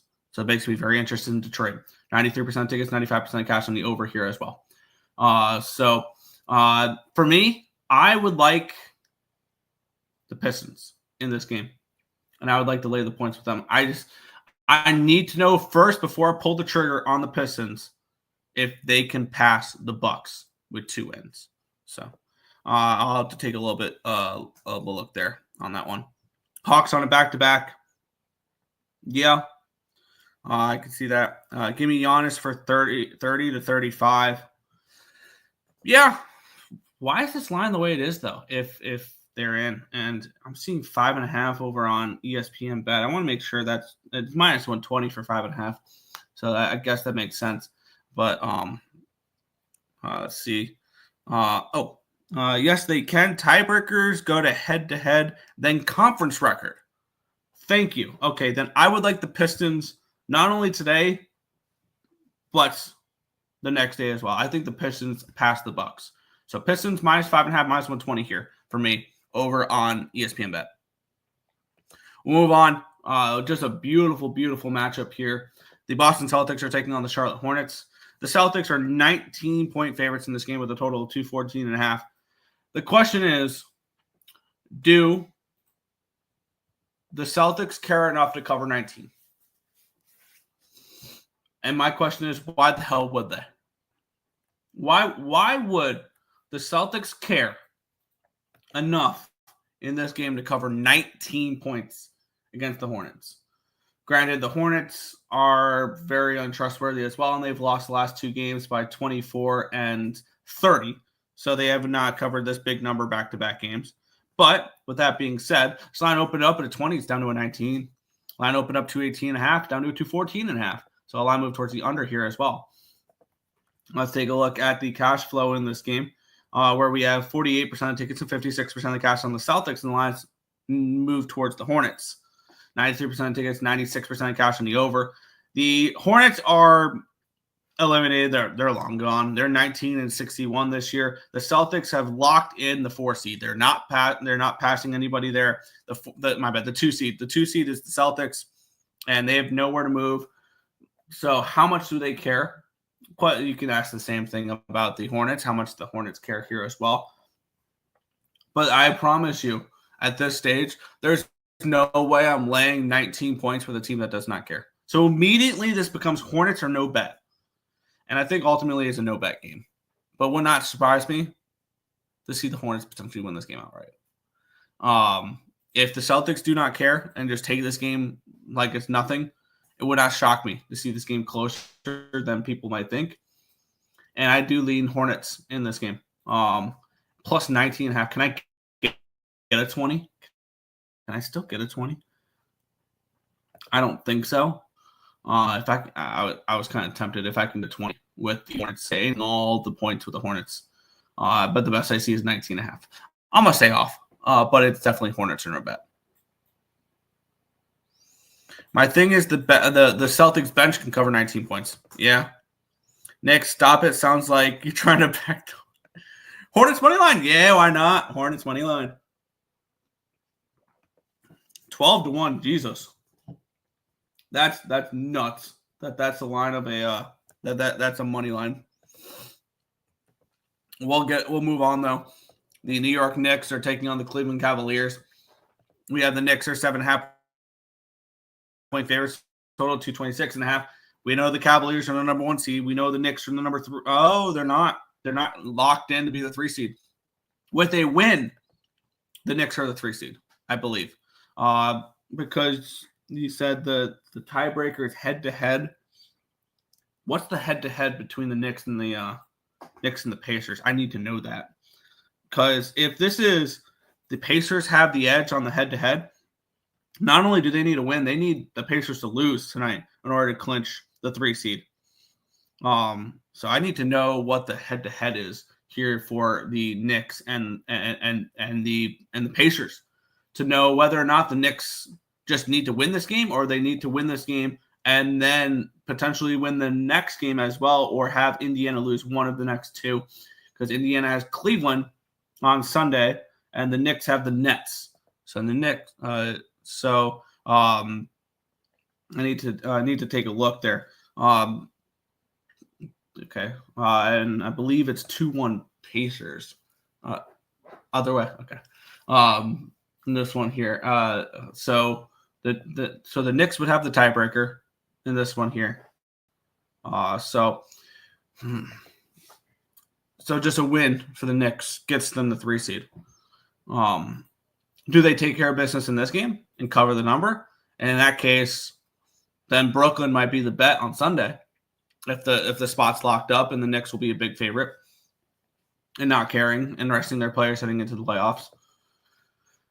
This line's dropped though. It opened up at a 10. It's down to a 7. I'm gonna stay off this one here.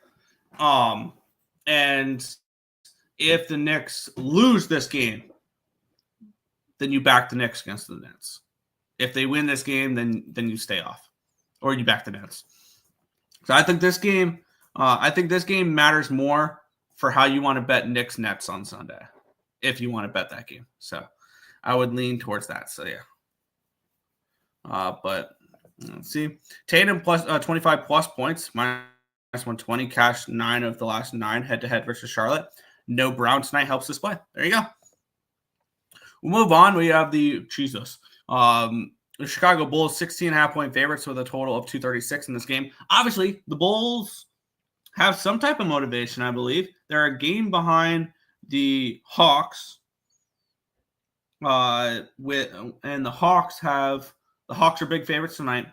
And the Hawks would have Orlando on Sunday. The Bulls have Philadelphia on Sunday. The Bulls have 2 very winnable games here, the last 2 games. If I need to know where's the tiebreaker for this one, for the 8 seed, so you don't have to play in the 9-10 matchup. So that's another thing I'm going to have to look up here is that line opened up at a 14, got up to a 15, now 16.5 for the Bulls. This is Bulls or no bet is the way I would approach this one here. I would like it more if the Bulls had the tiebreaker over the Hawks, so maybe they had something to play for in this matchup here. And 86% tickets, 86% of the cash on the over here as well. So this is the Bulls still have something to play for. That's why they're big favorites in this game. The Wizards are long gone. This is Bulls or no bet. Bulls have something to play for still.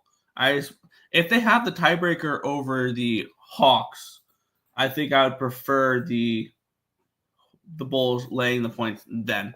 It's a Bulls or no bet here for me, though, with just a slight lean towards them.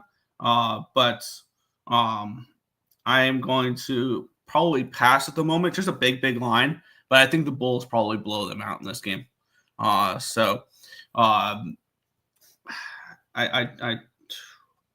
don't know. And then if they do split the series, I think the Hawks have the home court advantage. So the Hawks would need to lose both games. That's enough to keep me off because the Bulls play an hour after the Hawks start. If they see the Hawks blowing out who do you call it? Philadelphia, then they might pull back the horses at halftime and not care as much. So maybe this is Bulls first half. And then they're dominating, but then they see the Hawks dominating as well, and then they put in their bench or whatever because they know they can't pass the Hawks. Maybe that's the way to approach it. Or maybe we live bet the Wizards at halftime if the Hawks are dominating.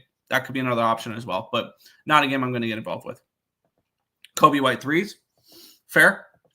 We'll keep on going here. Jesus. 15-point road favorites in this game. The Miami Heat against the New Orleans Pelicans. The Pelicans are on a second half of a back-to-back, though. So that is one thing to keep in mind. We cashed with them last night with their team total against the Milwaukee Bucks. And now they have to travel to New Orleans. Oh, no. Yeah, now I have to travel to New Orleans from Milwaukee. And taking a look at this matchup, the Heat are big favorites. And I don't think they won't have a tiebreaker over the Bulls. It's another spot where it's one game difference. That play-in picture's a clusterfuck. This number tells me they have. Oh, maybe this is, and that gives something the Bulls to play for then in that previous game.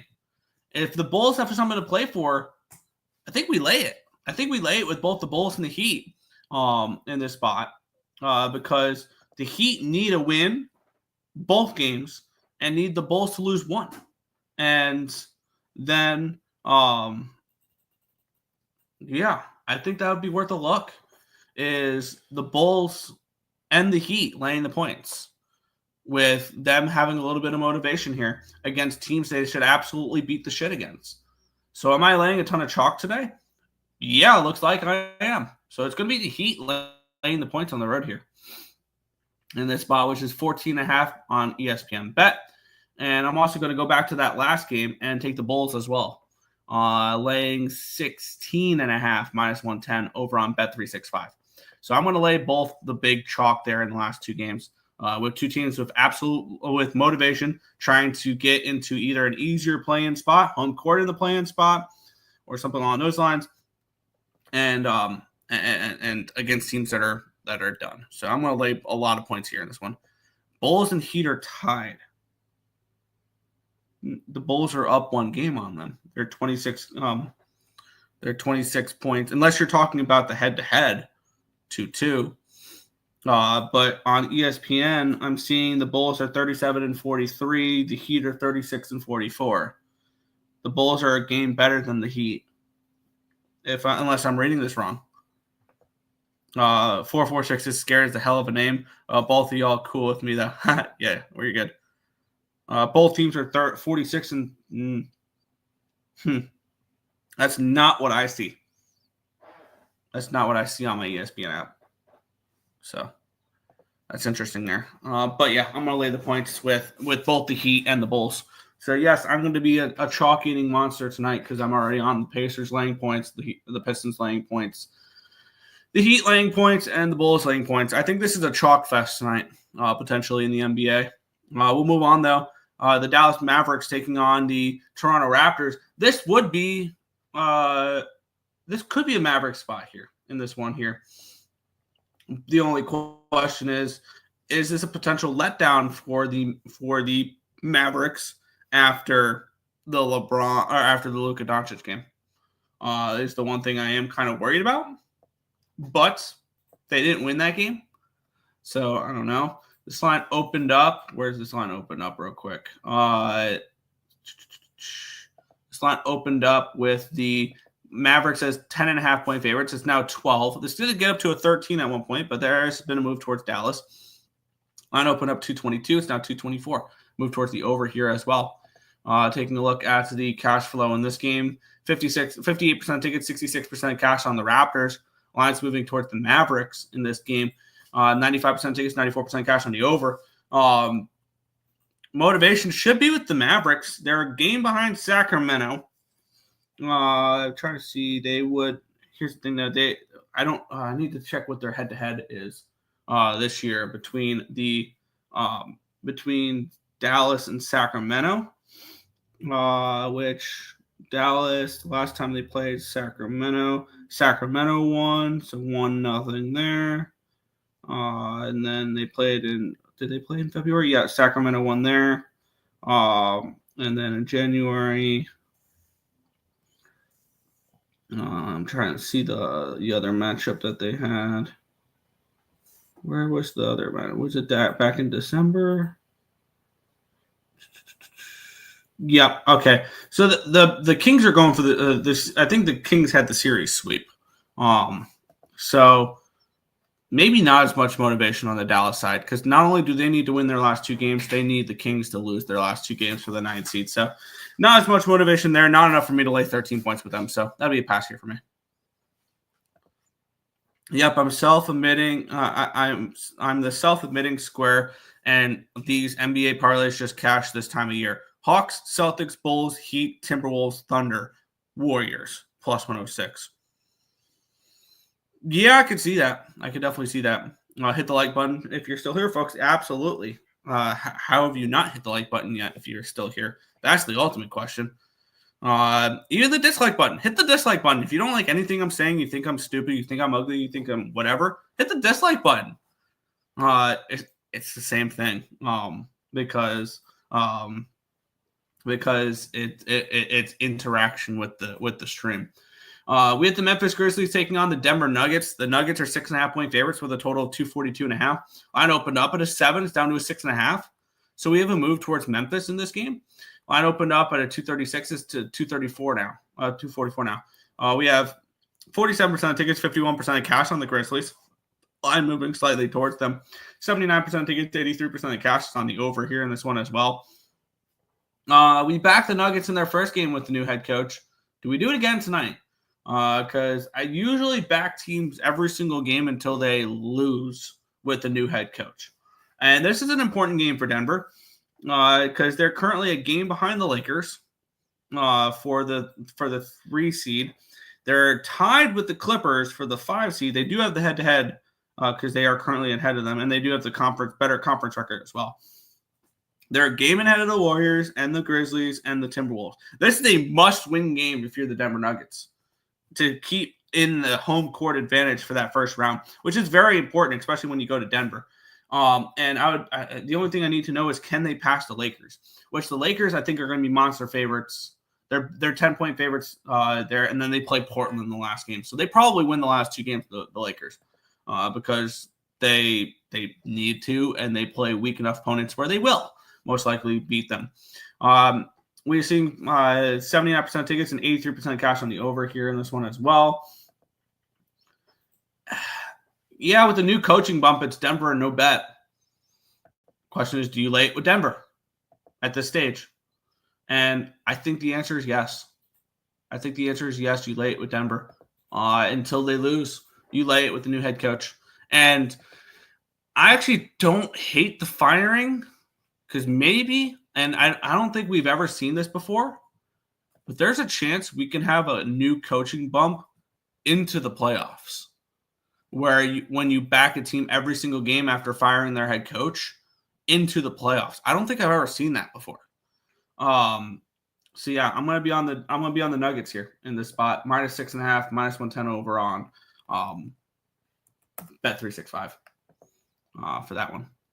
Let's take a look at the chat, and then we'll get into the next game. Thumbs down. Oh, hit the thumbs down. Appreciate it. Denver clinches playoff spot with the win. Yeah, they do.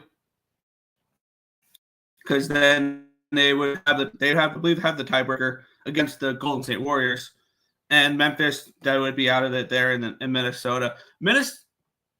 Could Minnesota pass them? Minnesota swept the season series. That's a big question there. And could they get passed by 3 teams? The answer is probably no. They would have to be passed by the Clippers, the Warriors, and the Timberwolves. Could that happen? Also, this is a back-to-back for the Memphis Grizzlies. One thing I forgot to mention there. So that would be interesting if that could happen as well. But yeah, Nuggets -6.5 for me. We'll move on to the next game. Minnesota Timberwolves, Jesus Christ, 19.5 point favorites against the Brooklyn Nets. Total 216.5 in this game. Here's the thing, though. They definitely have motivation, the Minnesota Timberwolves. And get this, the markets, this game opened up 19. It was 19.5 when I typed this up. And the market said it's not high enough. It's 20.5 now, this spread. That is nuts how high this spread is, especially the Timberwolves played last night. They're on a back-to-back, and they're laying 20.5 points. That being said, do you really want to fade the Timberwolves the way they're playing right now, or do you want to back the Nets the way they're playing right now? The Nets, if you're the Brooklyn Nets, your season's over. And you get the Timberwolves tonight. And if you're anybody, like if you're even looking forward to any games, wouldn't you be looking forward to playing your rival in the next game? Maybe that's a little bit more important than playing an out of conference opponent. That's just me though. To where I'm not backing this game, but if I'm playing, I'm laying potentially here. It's just how much do you trust the Timberwolves laying this many points? And I just don't. Plain and simply don't. We have 49% tickets, 53% cash on the Timberwolves lines moving towards them. So that's telling me that they expect the Timberwolves to come out here and smash in this one here. So it's a tricky enough spot to keep me off in this one here. But the motivation is there with the Timberwolves. Nets outright. Nets, nah, I ain't doing it. Jeez, Nets outright. We'll move on. The Thunder taking on the Jazz. No motivation in this game whatsoever. As we know, the Thunder are the number one seed in the West. That's already been determined. And the Jazz are towards the bottom. I mean, there's not much for me to cap in this game. Taking a look at this spot here, line opened up at a 10, it's down to a 9.5. So maybe this is the dog you take a stab with. In the Jazz in this game, line opened up 231, it's now 234. So we move towards the over here as well. Taking a look at the cash flow in this one, 74% of tickets, 69% of cash on the Thunder. Lines moving towards the Jazz. Does make me interested in Utah. I'd be lying if I said I wasn't interested in Utah. Is it enough for me to pull the trigger on Utah? Probably not. But this would be Jazz or no bet. This would be absolutely Jazz or no bet. But I think at the end of the day, I'm going to stay off the Jazz. Just because I don't think they've really been playing good enough for me to want to back them right now either. So at the end of the day here, it's a stay off, but it's definitely a lean towards the dog in this one here. The Thunder have really nothing to play for, but they're still beating the shit out of teams. They've struggled a little bit as of late, but they don't really, so they maybe don't care. This would be Jazz or no bet, though. Ant-Man points. Yeah, that's probably the way to approach it. The only question is, does he play a full game? Because with the 20.5 point spread, tells me that he probably sits in the fourth quarter. We'll keep it going. We have 4 more games in the NBA left. The Clippers and the Kings. The Clippers definitely have something to play for. The Kings kind of do as well because the Kings need to win one of their last 2 games, and Sacramento will get Phoenix in their last game, so maybe not as much of a motivational spot there for them in that one. So kind of a tricky matchup there potentially. Let's take a look at the line history in this one. We did back the Clippers in the last game. Line opened up at a 5. It's now 6.5. Total opened up to 27.5 down to a 226.5. Take a look at the cash flow in this game. 71% of tickets, 75% of cash on the Clippers. Line moving towards them. 90% tickets, 88% of cash on the over. Line's moving towards it. The Clippers are tied with the Nuggets. They need a win. They need to win both games remaining, and the Nuggets need to lose one in order for the Clippers to get home court advantage over the Nuggets in the first round, if that's the matchup, the 4-5 matchup. So then the Clippers do have something to play for. Who did the Clippers get in their last game? They get Golden State in the last game. That's a big one because Golden State could pass them if they're not careful there. And the Kings get Sacramento, or they get Phoenix in their last game. They should hold off Dallas for that last spot. Dallas gets Memphis in that last game. Maybe Memphis beats Dallas, and the point is mute anyway. It's the Clippers or no bet. It's absolutely Clippers or no bet. And I'm actually tempted on the Clippers here in this spot. I wish they were at home, but it'd be Clippers or no bet. We'll keep going. 3 games remaining, and then we have 5 in the NHL, and then we will head on out. Golden State Warriors are 14-point favorites against the Portland Trail Blazers. Total 225.5. This line opened up at 11.5. It's up to a 14, so a massive move towards Golden State. They do have the motivation, though. Line opened up 227.5. It's now 224.5, so we move towards the under here as well. 72% tickets, 82% cash on the Warriors. The line's at least moving towards the Warriors for those who want to back them. And then 97% tickets, 97% cash on the over here as well. The Warriors probably win this game. They absolutely probably should. And the Warriors are still competing for something. They need to hold off Memphis and Minnesota, which Memphis, they get, who's Memphis have tonight? Memphis has the Nuggets, so they can lose tonight, potentially. And Minnesota is a 20.5-point favorite. They need to be careful, though, because Minnesota could pass them if they don't win this game. So the motivation is there for Golden State. It absolutely is. Portland's out. They have nothing to play for. Golden State wants to stay out of a playing game. You need to win this game here tonight against Portland. And I think that's going to lead me to betting Golden State in this game, laying a ton of points as well. 14-point favorites on the road. This is a game where they are going to have to be motivated because they need to hold off Minnesota for the play-in spot. Pretty plain and simple. So, yeah, I'll lay 14 with the Golden Knights, with the Golden State Warriors in this game here. I think this is a smash and grab spot here for the Warriors in this one where they come in, they take care of business, they win by 20, and they continue to hold on to a play-off spot instead of dropping down to a play-in spot. So I'm on Golden State minus 14 in this game. It's a lot of points. I'm well aware. But with that being said, I'm going to be laying a lot of points in the NBA when there are teams that are actually caring about stuff. And I have a feeling some of these teams will actually be caring in some of these games to go out here and blow out their opponents to hold on to playoff spots, especially when they're weak opponents like the Blazers or earlier in the card like the Pelicans or the Wizards or those are the ones I was fading. But yeah, so Golden State minus 14 for me. Yes, I'm getting probably way too invested in this NBA card, but there's motivational spots here, and I like to back those towards the end of the season. Talk about teams I don't want to back. This is an easy pass game for me. The Suns are 5.5-point favorites, total 232.5. Taking a look at the line history in this one, opened up at a 4, it's now a 5.5. Line opened up 231, it's now 232.5. There's nothing that interests me in this game whatsoever because both these teams are eliminated. The Suns have nothing to play for. Neither do the Spurs. I have no interest in this game whatsoever. So for me, it is a pass. There are much better games on the card. Last game on the NBA card, we have the Los Angeles Lakers taking on the Houston Rockets. Another game where this is a game where I believe the Lakers win, they get the 3 seed.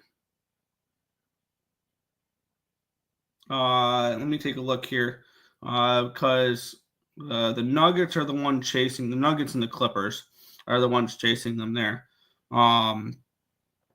which they will play the Blazers in their last game. So they need to win one of the next 2. And if they win tonight, then they can rest everybody. The Nuggets did beat them on the 14th of March, but the Lakers beat them earlier in the month. There's a 1-1. And looks like they've taken care of business against the Clippers this year. And it looks like they took care of business against the Nuggets this year. So with a win, I believe the Lakers are your 3 seed, which definitely gives them some motivation. Let's take a look at the line history, see if the markets agree with that here. So maybe I lay the 10 with the Lakers then tonight. Line open up at 9.5, it's up to a 10. Yeah. Yep, this is Lakers for me. Close out the card. 45% tickets, 49% cash on the Lakers. Line's moving towards them. Yeah, this is Lakers minus 9.5, minus 10. Let me see what the best available number is here to close out the card. I know, gross, just a ton of favorites for me today, but we have a motivated Lakers squad. The line moving towards them. The win gets them the 3 seed. And I think they clinched the 3 seed tonight. Minus 9.5, minus 110 over on Bovada. Sign me up. I'll have the Lakers to close out my card here. Lakers minus 9.5 in this one here to close out my card. We'll move into the NHL. in this one here. And you guys know we'll be on overs on games that do not matter, which we'll talk about games that do not matter. The New Jersey Devils and the Pittsburgh Penguins. It's a game that does not matter, and maybe defense will be optional in this game here. And the New Jersey Devils, they're off of that 7-2 loss against the Boston Bruins in their last game, which snapped a 3-game winning streak for them. But they are locked into that 3 seed. They know for a fact game 1 of the playoffs will be at the Lenovo Center in Raleigh taking on the Hurricanes. There is no moving up. There's no moving down. They've clinched their spot, and that is it. The Pittsburgh Penguins have been eliminated. So this is a Pittsburgh team that has nothing to play for. This is a New Jersey Devils team that has nothing to play for. And when you have 2 teams that have nothing to play for the rest of the year, I'm trying something here. And the overs yesterday hit really well. The first periods, not as much, but the first periods I think were okay, nothing crazy. But I'll be back in first period and full game overs when it is 2 teams that have nothing to play for. Within reason, obviously. If it's a minus 150 for a first period over, I'll stay off. But this one is not. Minus 120 over on Bet365 for the first period over 1.5. Full game over 5.5 on DraftKings minus 130. So yeah, we'll start off the day here. 2 teams have nothing to play for, doubling up on overs. First period, full game over. New Jersey and Pittsburgh. Thank you for the show. Yeah, no problem. Back and forth between you and Higgs and y'all. There you go. Montreal taking on Ottawa for the first time in 4 years.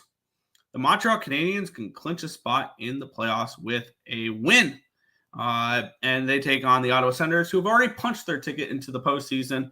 I need to see if whether or not the Ottawa Senators have anything to play for, because they clinched their playoff spot.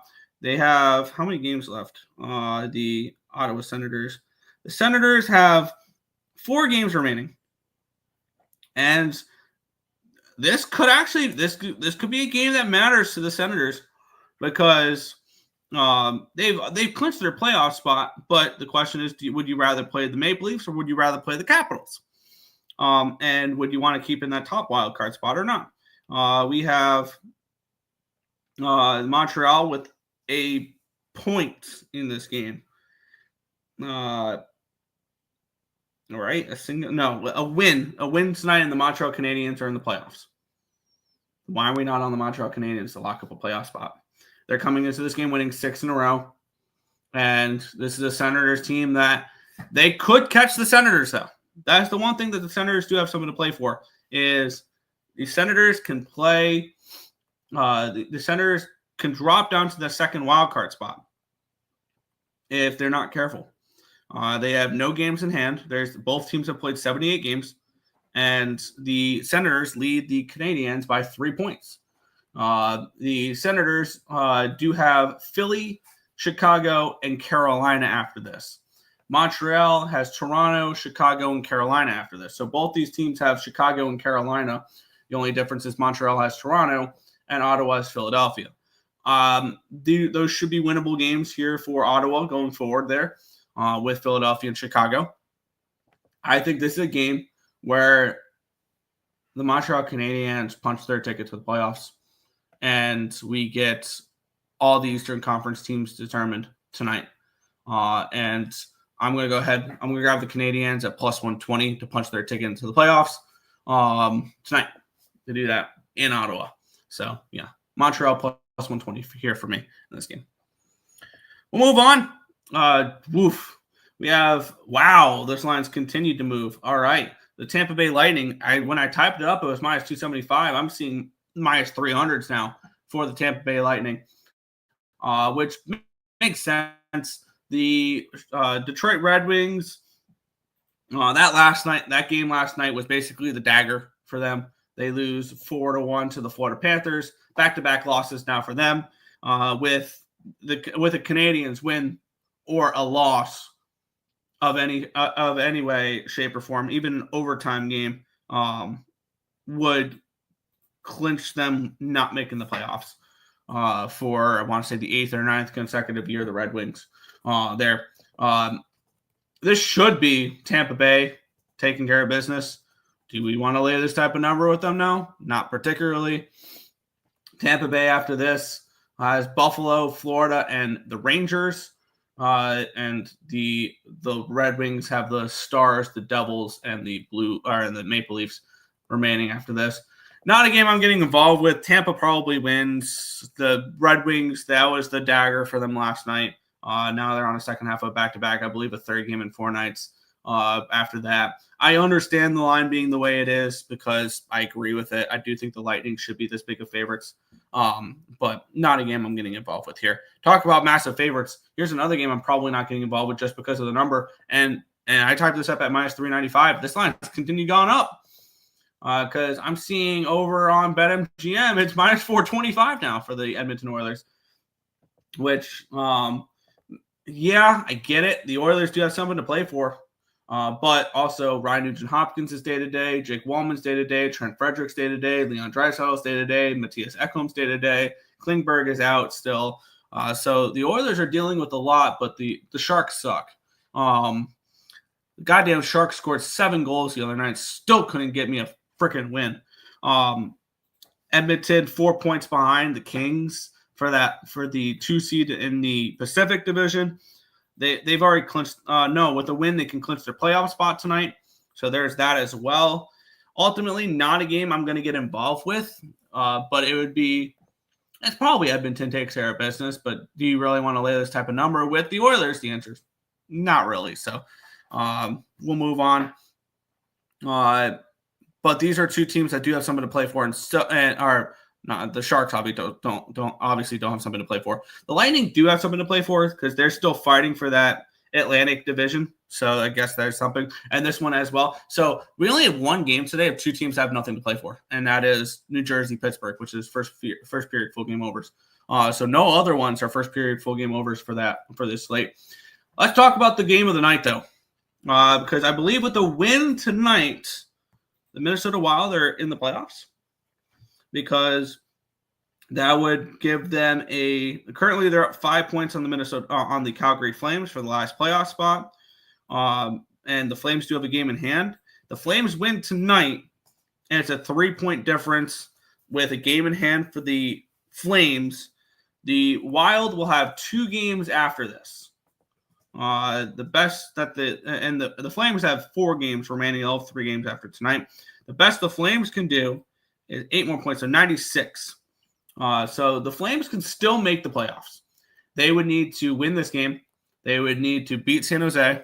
They would need to beat Vegas. They'd need to beat the Kings. Pretty simple. You need to win out. There's probably no questions, ifs, ands, or buts about it. The Minnesota Wild have this game. They have the Vancouver Canucks and the Anaheim Ducks. 2 teams that probably don't care. So this is a big game. And I know a lot of people are like, oh yeah, these are 2 teams fighting for a playoff spot. It's got to be a draw spot, right? Wrong. Head-to-head wise, the Flames cannot afford to give the Wild anything in this game. So if this is tied late in the 3rd period, maybe grab some Minnesota in regulation, because don't be surprised when the Flames pull the goalie late if this game is tied, to try to force this game to end in regulation, which I know will shock a lot of people, but you're in a spot right now if you're the Flames where you cannot give anything to the Wild. So I think this is a great game to live bet, because if it's tied late, bet the Wild in regulation. If the Flames are leading, leave it alone. Really. And I think if you like either side in this game, bet it in regulation. Because the Flames are not going to want to play an overtime game. So I would bet either team's -1 or in regulation rather than taking a money line in this game. Am I taking a side in this game? No. I'll sit back and watch, honestly. I think if you want to back a side in this game and you like Calgary, take a shot on them to make the playoffs.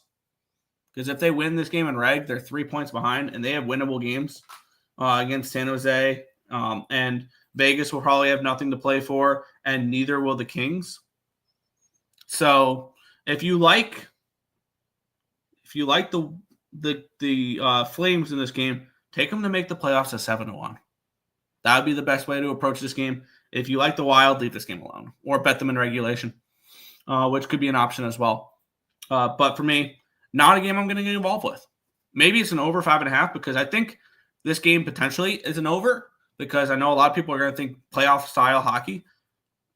I think the Wild might be a little bit more of a – I think Wild over is going to be underpriced the last couple of games of the season potentially because we all saw the way this Wild team was playing before Ek came back, before Kaprizov came back. I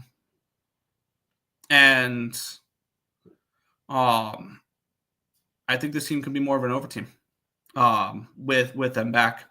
But not a game I'm getting involved with. If you like this game, Wild and Reg, Wild team total over could be a look. If you think that the Wild win, if you think the Flames win, Flames and regulation is a great look in this game. It absolutely is, which is plus 166 on Pinnacle. I think that would be the better way to go at it here in this one. But that's going to do it for this card. If you guys have not already, hit that thumbs up button, subscribe to the channel, turn on post notifications so you guys are notified each and every time we are live here at ESP, which is every single morning, anywhere between 10 and 11 a.m. Eastern Standard Time for the Sports Bet Show. That's going to do it for this one. I want to thank you guys as always for watching, and good luck.